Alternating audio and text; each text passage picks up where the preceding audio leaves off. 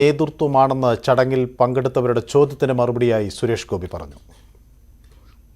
Lok Sabha election തെരഞ്ഞെടുപ്പ് അടുത്ത് വരുന്നു. സാറിന്റെ സ്ഥാനാർത്ഥിത്വം ഉറപ്പിക്കാമോ? ഇല്ല, അതെൻ്റെ നേതാക്കളാണ് തീരുമാനിക്കുന്നത്. അങ്ങനെ ഒരു ഡിസിപ്ലിൻ ഈ എൻ്റെ രാഷ്ട്രീയ കക്ഷിക്കുണ്ട്. എൻ്റെ നേതാക്കൾ 2, 3, 4 പേരേ ഉള്ളൂ. അവരാണ് തീരുമാനിക്കുന്നത്. ഞാൻ രാഷ്ട്രീയത്തിൽ വരുന്നതിന് കാരണക്കാരായതും അവരാണ്. രാഷ്ട്രീയത്തിൽ ഞാൻ എന്തെങ്കിലുമൊക്കെ നിങ്ങൾക്ക് വേണ്ടി ചെയ്യുന്നതിനായിട്ടുണ്ടെങ്കിൽ അതും അവരുടെ നിശ്ചയമായിരുന്നു, എൻ്റെ നിശ്ചയമായിരുന്നില്ല. അതുകൊണ്ട് തന്നെ കാൻഡിഡേച്ചർ എന്ന് പറയുന്നതും ഒരിക്കലും എൻ്റെ ഇഷ്ടമോ എൻ്റെ നിശ്ചയമോ അല്ല, അത് അവർ തീരുമാനിക്കും. കേരളത്തിലെ രാഷ്ട്രീയത്തിൽ തന്നെ ഉൾക്കൊള്ളിച്ചില്ലെന്ന് സുരേഷ് ഗോപി. എന്നെ ഏറ്റവും അധികം പുറന്തള്ളുകയും ചവിട്ടി തേക്കുകയും ചെയ്യുന്ന രാഷ്ട്രീയമാണ് കേരളത്തിലേത്. MP എന്ന നിലയിൽ തൻ്റെ പ്രവർത്തനങ്ങൾക്ക് പരിമിതി ഉണ്ടായിരുന്നു എന്നും സുരേഷ് ഗോപി പറഞ്ഞു. ഒരു MP എന്ന നിലയ്ക്ക് അതിന് സാധിക്കുന്നുണ്ടോ എന്ന് നിങ്ങൾ 5 വർഷം കൂടുമ്പോൾ തിരഞ്ഞെടുത്ത് നിങ്ങൾ നന്നായി അനുഭവിച്ചിട്ടുള്ള, അതല്ലെങ്കിൽ അനുഭവിച്ച MP-മാരോട് തന്നെ അതിൻ്റെ ചോദ്യം ചോദിക്കണം. ഞാൻ ഉണ്ടായിരുന്ന ഒരു കപ്പാസിറ്റി, എനിക്ക് കിട്ടിയിരുന്ന ഒരു കപ്പാസിറ്റിയിൽ ഒരുപാട് ലിമിറ്റേഷൻസ് ഉണ്ടായിരുന്നു. എന്നെ ഏറ്റവും അധികം പുറന്തള്ളുകയും ചവിട്ടി തേച്ചൊട്ടിക്കുകയും ചെയ്യുന്ന ഒരു രാഷ്ട്രീയമാണ് കേരളത്തിലുണ്ടായിട്ടുള്ളത്. News 18 Kerala trends and style അവാർഡുകൾ വിതരണം ചെയ്തു. കാർത്തിക് സൂര്യയും പേളിമാണിയും മികച്ച സോഷ്യൽ മീഡിയ ഇൻഫ്ലുവൻസർമാർക്കുള്ള പുരസ്കാരങ്ങൾ സ്വന്തമാക്കി. 13 വിഭാഗങ്ങളിലായുള്ള പുരസ്കാരങ്ങൾ സൂപ്പർ സ്റ്റാർ സുരേഷ് ഗോപിയാണ് നൽകിയത്.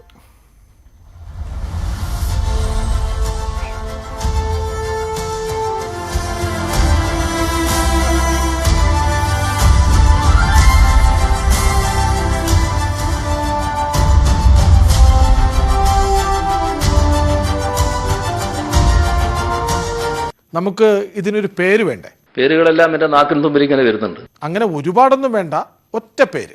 ഏകണ്ഠമായി നിർദ്ദേശിക്കപ്പെട്ട ഒരു പേര് പറയട്ടെ. അങ്ങനെ തന്നെ സിന്ദാബാദ്. അങ്ങനെ തന്നെ സിന്ദാബാദ്. എങ്ങനെയുണ്ട്? കറക്റ്റ് പേരാണ്. വൈകിട്ടെന്താ പരിപാടി? ഇത് തന്നെ പരിപാടി.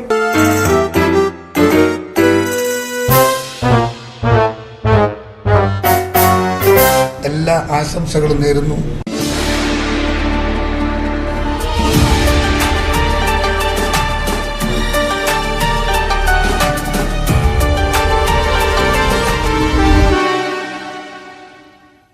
നമസ്കാരം. ഗൾഫ് 18ലേക്ക് സ്വാഗതം. നോക്കാം പ്രധാന വാർത്തകൾ. റമദാനിൽ സ്വകാര്യ മേഖലയിലെ ജോലി സമയം വെട്ടിക്കുറച്ച് UAE. പ്രവൃത്തി സമയം 6 മണിക്കൂറാക്കി. അധിക സമയത്തിന് അധിക വേതനം നൽകണമെന്ന് മാനവ വിഭവശേഷി മന്ത്രാലയം.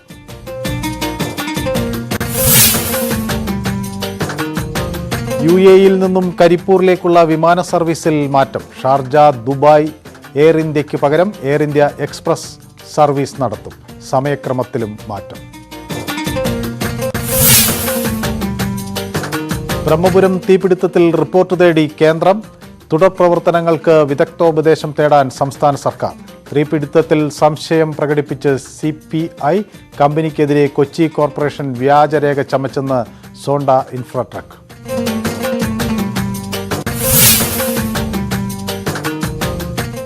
പ്ലാന്റിന്റെ പ്രവർത്തനം എല്ലാ നിയമങ്ങളും ലംഘിച്ചെന്ന് ഹൈക്കോടതി. കൊച്ചി കോർപ്പറേഷൻ സെക്രട്ടറിയുടെ പ്രവർത്തനം നിരീക്ഷിക്കാൻ സർക്കാരിന് നിർദ്ദേശം.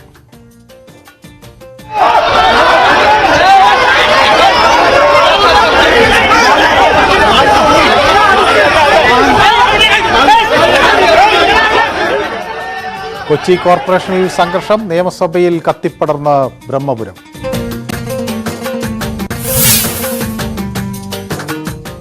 ഓസ്കാർ നെറുകയിൽ നാട്ടു.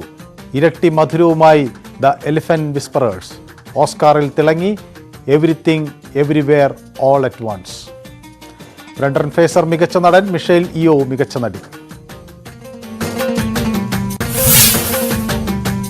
എന്നെ ഏറ്റവും അധികം പുറന്തള്ളുകയും ചവിട്ടി തേച്ചൊട്ടിക്കുകയും ചെയ്യുന്ന ഒരു രാഷ്ട്രീയമാണ് കേരളത്തിലുണ്ടായിട്ടുള്ളത്. കേരളത്തിൽ തന്നെ രാഷ്ട്രീയമായി ചവിട്ടിത്താഴ്ത്തിയെന്ന് സുരേഷ് ഗോപി. കേരളത്തിലെ രാഷ്ട്രീയത്തിന് തന്നെ ഉൾക്കൊള്ളാനായില്ല.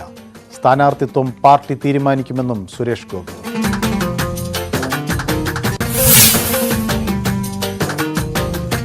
അഹമ്മദാബാദ് ടെസ്റ്റ് സമനിലയിൽ പരമ്പര ഇന്ത്യക്ക്. ലോക ടെസ്റ്റ് ചാമ്പ്യൻഷിപ്പിന്റെ ഫൈനലിൽ ഇന്ത്യ. ഫൈനലിൽ എത്തുന്നത് തുടർച്ചയായി 2ാം തവണ.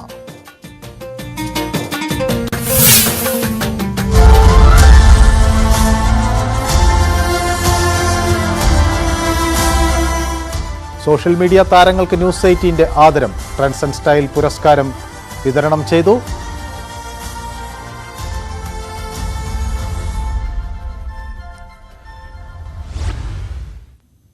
വാർത്തകൾ വിശദമായി നോക്കാം. റബ്ദാനിൽ UAE-യിലെ സ്വകാര്യ മേഖലയിലെ ജോലി സമയം പ്രഖ്യാപിച്ചു. 6 മണിക്കൂറാണ് റബ്ദാനിൽ പ്രവൃത്തി സമയം.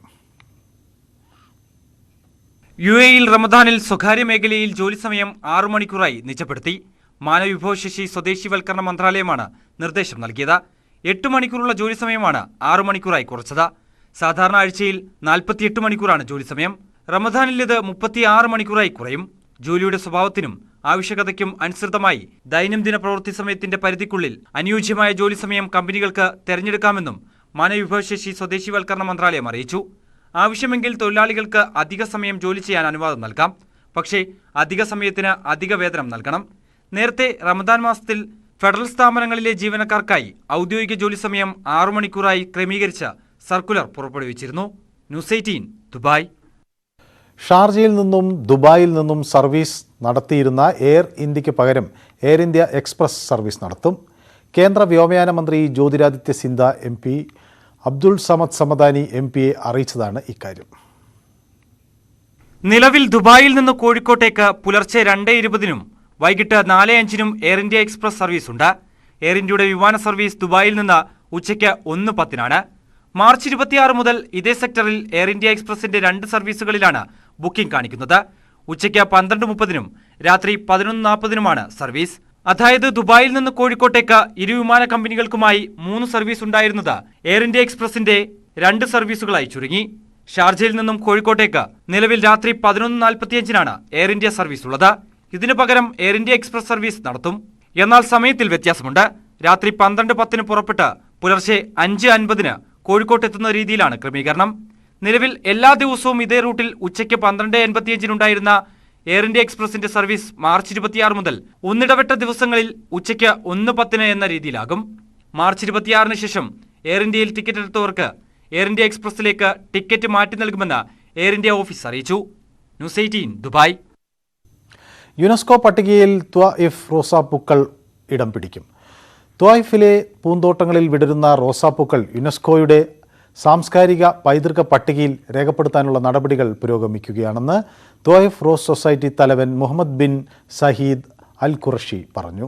ആവശ്യമായ നടപടികൾ പൂർത്തിയാക്കുന്നതിന് വേണ്ടി ഫീൽഡ് വർക്കർമാർ പ്രവർത്തിക്കുന്നുണ്ടെന്നും അദ്ദേഹം പറഞ്ഞു. 2 ദിവസം മുമ്പാണ് ഈ വർഷത്തെ റോസാപ്പൂ വിളവെടുപ്പ് ആരംഭിച്ചത്. പ്രകൃതിദത്ത റോസ് ഓയിൽ നിർമ്മാണത്തിനും വാറ്റിയെടുക്കുന്നതിനാണ് ത്വാഇഫിൽ 120ഓളം ഫാക്ടറികൾ ഉണ്ട്. അബുദാബി മലയാളി സമാജം വനിതാ ദിന ആഘോഷം സംഘടിപ്പിച്ചു. ഉദ്ഘാടനത്തിന് തിരികൊളുത്തിയത് ഒഴികെയുള്ള ചടങ്ങുകൾ എല്ലാം നിയന്ത്രിച്ചത് വനിതകളായിരുന്നു. വ്യത്യസ്തമായ നിരവധി പരിപാടികളാണ് ആഘോഷത്തിന്റെ ഭാഗമായി നടന്നത്. അബുദാബി മലയാളി സമാജം വനിതാ വിഭാഗമാണ് ആഘോഷങ്ങൾ സംഘടിപ്പിച്ചത്.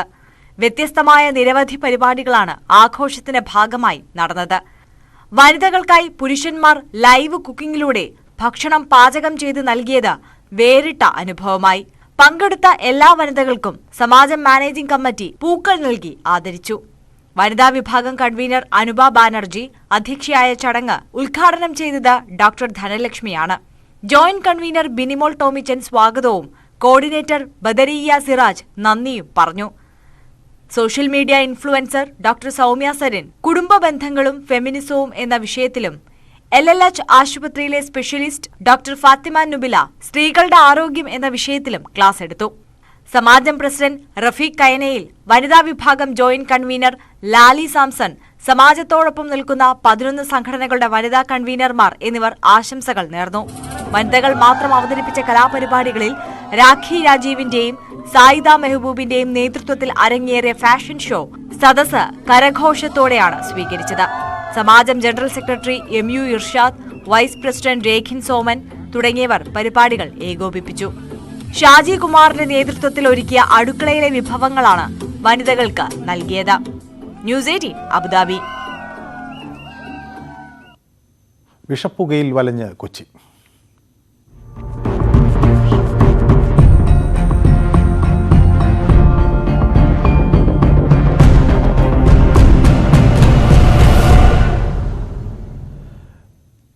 ബ്രഹ്മപുരം വിഷയത്തിൽ സംസ്ഥാനത്തോട് റിപ്പോർട്ട് തേടി കേന്ദ്ര സർക്കാർ. വിഷയത്തിൽ റിപ്പോർട്ട് തേടിയെന്നും സംസ്ഥാനത്തിന് എല്ലാ പിന്തുണയും ഉറപ്പു നൽകുന്നതായും കേന്ദ്ര ആരോഗ്യമന്ത്രി മൻസുഖ് മാണ്ഡവ്യ പറഞ്ഞു. UDF MP-മാരും കേന്ദ്ര മന്ത്രി വി മുരളീധരനും മന്ത്രിയെ കണ്ടതിന് പിന്നാലെയാണ് ഇടപെടൽ. ബ്രഹ്മപുരം മാലിന്യ പ്ലാന്റിലെ തീ അണക്കലിൽ ഏർപ്പെട്ടവരെ അഭിനന്ദിച്ച് മുഖ്യമന്ത്രി. ശരിയായ മാർഗം ഉപയോഗിച്ചുള്ള അഗ്നിശമന പ്രവർത്തനം നടത്തിയതിന് ഫയർ ആൻഡ് റെസ്ക്യൂ സേന അംഗങ്ങളെയും ഹോംഗാർഡ് സിവിൽ ഡിഫൻസ് വോളണ്ടിയർമാരെയും മുഖ്യമന്ത്രി അഭിനന്ദിച്ചു. ഇന്ത്യൻ നാവികസേനയെയും വായുസേനയെയും മുഖ്യമന്ത്രി അഭിനന്ദനം അറിയിച്ചു.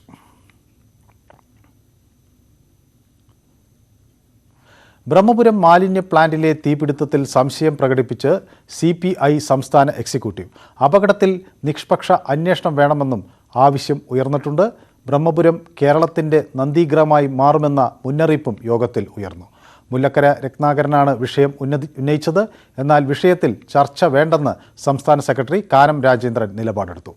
നിയമസഭ നടക്കുന്ന വേളയിൽ ചർച്ച ഇപ്പോൾ വേണ്ടെന്നും പിന്നീടാകാമെന്നും ആയിരുന്നു കാനത്തിൻ്റെ നിലപാട്. ബ്രഹ്മപുരം മാലിന്യ പ്ലാന്റിലെ തീപിടുത്തത്തിൽ കൊച്ചി കോർപ്പറേഷനെതിരെയും ആരോപണം ഉന്നയിച്ച് സോണ്ട കമ്പനി MD. കമ്പനിക്കെതിരെ കോർപ്പറേഷൻ വ്യാജരേഖകൾ സൃഷ്ടിച്ചു. എന്ത് അപകടമുണ്ടായാലും ഉത്തരവാദിത്തം സോണ്ടയ്ക്കായിരിക്കുമെന്നും തീപിടുത്തം ഉണ്ടാകാൻ സാധ്യതയുണ്ട് എന്നുമുള്ള കത്തുകൾ നഗരസഭയ്ക്ക് നൽകിയിട്ടില്ല.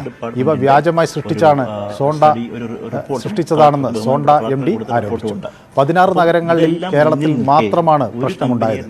തീപിടുത്തത്തിന് പിന്നിൽ മാലിന്യ നിർമ്മാർജ്ജനത്തിനുള്ള ടെൻഡർ എടുക്കാൻ ശ്രമിച്ച മറ്റൊരു കമ്പനിയുടെ ഗൂഢാലോചന തീപിടുത്തത്തിന് പിന്നിൽ ഉണ്ടെന്ന് സംശയിക്കുന്നു എന്നും രാജ്കുമാർ ന്യൂസ് 18 ബ്രഹ്മപുരം വിഷയത്തിൽ മലിനീകരണ നിയന്ത്രണ ബോർഡിന് ഹൈക്കോടതിയുടെ രൂക്ഷ വിമർശനം. മാലിന്യ പ്ലാന്റ് പ്രവർത്തിക്കുന്നത് എല്ലാ നിയമങ്ങളും ലംഘിച്ചെന്ന് കോടതി. പ്ലാന്റ് നടത്തിപ്പുകാർക്കെതിരെ എന്ത് നടപടി സ്വീകരിക്കണമെന്നും കോടതി ചോദിച്ചു. കോർപ്പറേഷൻ സെക്രട്ടറിയുടെ പ്രവർത്തനം സർക്കാർ മോണിറ്റർ ചെയ്യണമെന്നും തദ്ദേശ വകുപ്പ് സെക്രട്ടറിയോട് കോടതി നിർദ്ദേശിച്ചു. 7 വർഷമായി മാലിന്യ നീക്കത്തിന് ചിലവായ തുക എത്രയെന്നും കരാർ എന്താണെന്നും അറിയിക്കണം. കേന്ദ്ര സർക്കാരിൻ്റെ മലിനീകരണ നിയന്ത്രണ ബോർഡ് ഉദ്യോഗസ്ഥരെ വിളിക്കേണ്ടി വരുമെന്ന് കോടതി താക്കീത് ചെയ്തു. ഡിവിഷൻ ബെഞ്ച് കേസ് പരിഗണിക്കുമ്പോൾ ഓൺലൈനായി ഹാജരാകാൻ വൈകിയതിൽ ജില്ലാ കലക്ടറെ കോടതി വിമർശിച്ചു. പുകശ്വസിച്ച് ഒരാൾ മരിച്ചതായുള്ള ആരോപണത്തിൽ മരിച്ച ആളുടെ രോഗവിവരങ്ങളും മരണകാരണവും അടക്കമുള്ള റിപ്പോർട്ട് സമർപ്പിക്കാനും കോടതി നിർദ്ദേശിച്ചു. കേസ് നാളെ പരിഗണിക്കാൻ മാറ്റി. ബ്രഹ്മപുരം വിഷയത്തിൽ പ്രത്യേക കൗൺസിലിനെ ചൊല്ലി കൊച്ചി കോർപ്പറേഷനിൽ സംഘർഷം. മേയറെ ഉപരോധിച്ച പ്രതിപക്ഷ കൗൺസിലർമാരെയും കോൺഗ്രസ് പ്രവർത്തകരെയും പോലീസ് നീക്കാൻ ശ്രമിച്ചത് വൻ സംഘർഷത്തിനാണ് വഴി തുറന്നത്. മേയർക്ക് പിന്തുണയുമായി ഗേറ്റിന് പുറത്ത് CPM പ്രവർത്തകരും നിലയുറപ്പിച്ചതോടെ സാഹചര്യങ്ങൾ യുദ്ധസമാനമായി.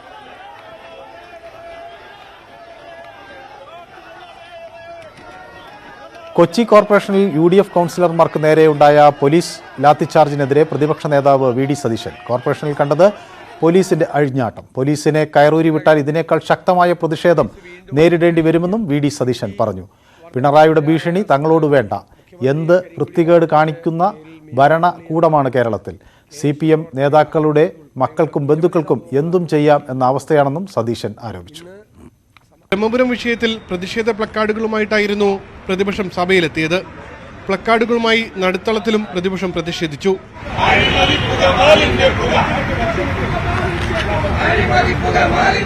ന്യൂസ് 18 തിരുവനന്തപുരം. കേരള രാഷ്ട്രീയത്തിൽ തന്നെ ഉൾക്കൊള്ളിച്ചില്ലെന്ന് വിമർശനവുമായി സുരേഷ് ഗോപി. പാർലമെന്റ് അംഗം എന്ന നിലയിൽ ഒരുപാട് പരിമിതികൾ ഉണ്ടായിരുന്നു. കേരളത്തിൽ കൊണ്ടുവരാൻ ശ്രമിച്ച പല വികസന പ്രവർത്തനങ്ങൾക്കും മറ്റ് രാഷ്ട്രീയ വിഭാഗങ്ങളിൽ നിന്ന് പിന്തുണ ലഭിച്ചില്ല എന്നും അദ്ദേഹം കുറ്റപ്പെടുത്തി. ഞാൻ ഉണ്ടായിരുന്ന ഒരു കപ്പാസിറ്റി, എനിക്ക് കിട്ടിയിരുന്ന ഒരു കപ്പാസിറ്റിയിൽ ഒരുപാട് ലിമിറ്റേഷൻസ് ഉണ്ടായിരുന്നു. എന്നെ ഏറ്റവും അധികം പുറന്തള്ളുകയും ചവിട്ടി തേച്ചൊട്ടിക്കുകയും ചെയ്യുന്ന ഒരു രാഷ്ട്രീയമാണ് കേരളത്തിലുണ്ടായിട്ടുള്ളത്. ന്യൂസ് 18 കേരളത്തിന്റെ സോഷ്യൽ മീഡിയ പുരസ്കാര വിതരണ ചടങ്ങിൽ സദസ്സുമായി സംവദിക്കുമ്പോഴാണ് സുരേഷ് ഗോപി ആക്ഷേപങ്ങൾ തുറന്നു പറഞ്ഞത്. ഏറ്റവും അധികം പുറന്തള്ളുകയും ചവിട്ടി തേക്കുകയും ചെയ്യുന്ന രാഷ്ട്രീയമാണ് കേരളത്തിലേത്. കുട്ടനാടിന്റെ കൃഷിനാശം തടയുന്നതിന് വേണ്ടിയുള്ള സ്ഥിരം സംവിധാനം ഒരുക്കാൻ ശ്രമിച്ചപ്പോൾ അത് ഇല്ലാതാക്കാൻ രാഷ്ട്രീയ താൽപര്യത്തോടെയാണ് ശ്രമം നടന്നത്. MP ഫണ്ട് ലാപ്സാക്കാനാണ് CPM ഭരിക്കുന്ന പഞ്ചായത്ത് ഉൾപ്പെടെ ശ്രമിച്ചത്. പാതിരപ്പള്ളി എന്ന് പറയുന്ന ആലപ്പുഴയിലുള്ള ഒരു കമ്മ്യൂണിസ്റ്റ് പഞ്ചായത്തിലെ അംഗങ്ങൾ ഇത് നടപ്പിലാക്കില്ല.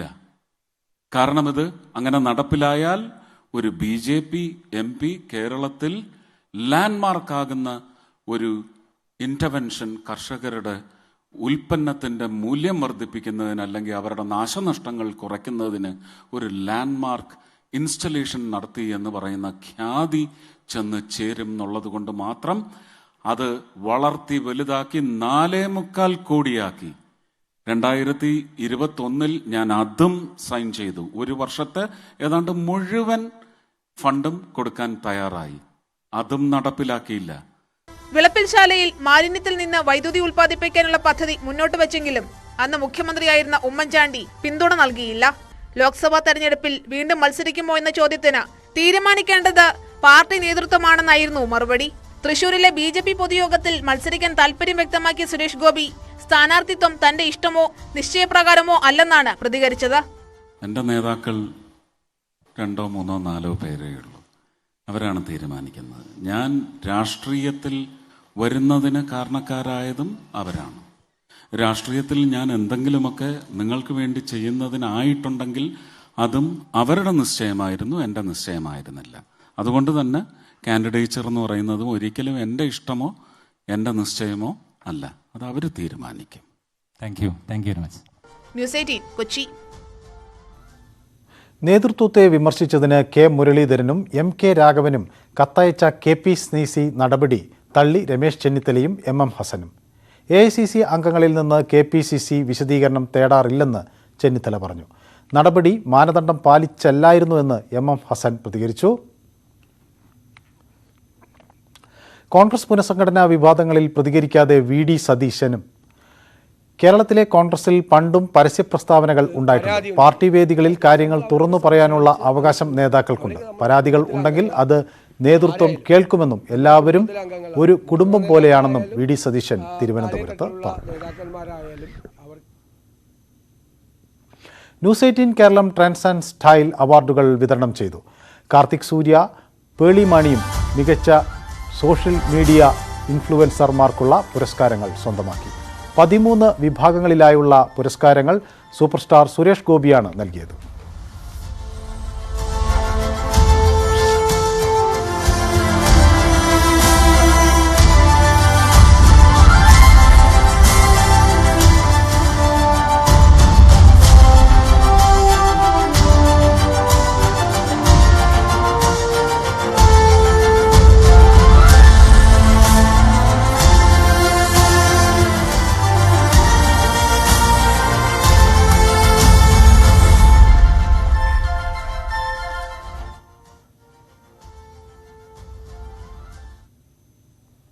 ഇനി കായിക വാർത്തകൾ. ഓസ്ട്രേലിയക്കെതിരായ border Gavaskar trophy test series ഇന്ത്യക്ക്. പരമ്പരയിലെ 4ാമത്തെയും അവസാനത്തെയും ടെസ്റ്റ് സമനിലയിലായി. ആദ്യ 2 ടെസ്റ്റുകളിലും ഇന്ത്യ വിജയം നേടിയിരുന്നു. 2ാം ഇന്നിംഗ്സിൽ ഓസ്ട്രേലിയ 2 വിക്കറ്റിന് 175 റൺസ് എന്ന സ്കോറിൽ എത്തിയപ്പോൾ മത്സരം സമനിലയിൽ അവസാനിപ്പിക്കാൻ ഇരു ടീമുകളും തീരുമാനിക്കുകയായിരുന്നു. ഇന്ത്യ ലോക ടെസ്റ്റ് ചാമ്പ്യൻഷിപ്പിന്റെ ഫൈനലിലെത്തി. ക്രൈസ്റ്റ് ചർച്ച് ടെസ്റ്റിൽ ശ്രീലങ്കയ്ക്കെതിരെ ന്യൂസിലാൻഡ് അവസാന പന്തിൽ നേടിയ നാടകീയ ജയമാണ് ഇന്ത്യക്ക് ഫൈനലിലേക്കുള്ള വഴി തുറന്നത്. ഈ ബുള്ളറ്റിൻ സമാപിക്കുന്നു. നന്ദി.